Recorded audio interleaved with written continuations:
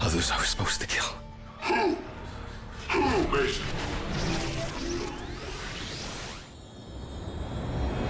Alright lads, unfortunately we have some terrible news about Cold War, which sucks because I thought we were off to a, good start.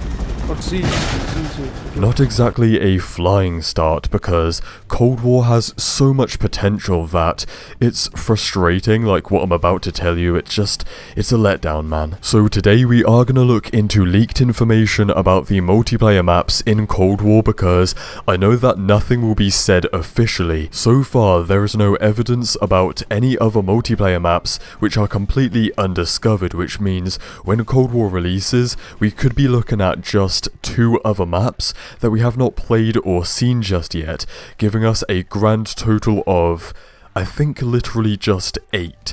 8 multiplayer maps, which by the way would be the lowest literally ever. Even the original COD from 2003 or 4 had 16 multiplayer maps.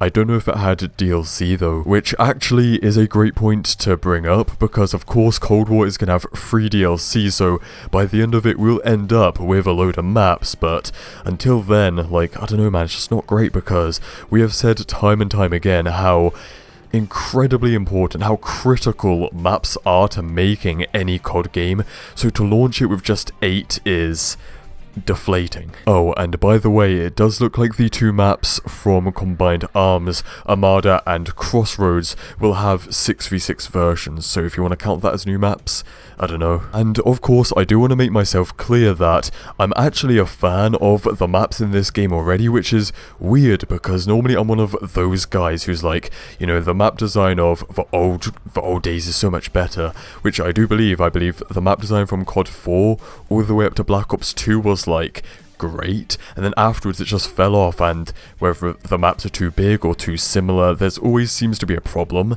But in Cold War I like them, I really do, but even then 8 maps isn't enough, even if I do like them, and even if you do too, which not everyone does, because I see a lot of, you know, different opinions. A lot of people don't like the maps and are going to want more, and we do have some information about some other stuff that we're going to get into later. But thinking about that, imagine back in the day, Modern Warfare 2, Black Ops 2, those games are so great. Imagine if you like cut the maps out and they only had 8 each, right? Modern Warfare 2 had 16, so that would take out half of its maps. Like, come on, man. Of course, that's what maps do. The entire experience is built on them. They add quality, flavor, and spicy content. Alright, so some information on the other maps, what to expect from the very precise insider Tom Henderson.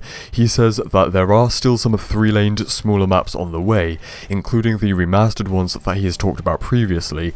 So he said Nuketown, Jungle, Summit and Firing Range are coming back, and there are also rumours of World at War Castle, but those are most likely gonna be DLC. However, if you remember back, Modern Warfare did have DLC maps literally 2 weeks after the game released, so you know, you could have said that those maps could have launched with the game easily, but they kept it back for a little injection of content, so same could happen here. Tom Henderson had previously said that the map design in this game would be very Black Ops 2 style, so I'm hoping that the 2 other maps, which would be or at least their codenames are Tank and KGB, hopefully those are like, I don't know, really good maps somehow. Anyway fellas, that's all for today. Tell me what you think down below, and yeah, stay spicy, and I will see you in the next one. Cheers.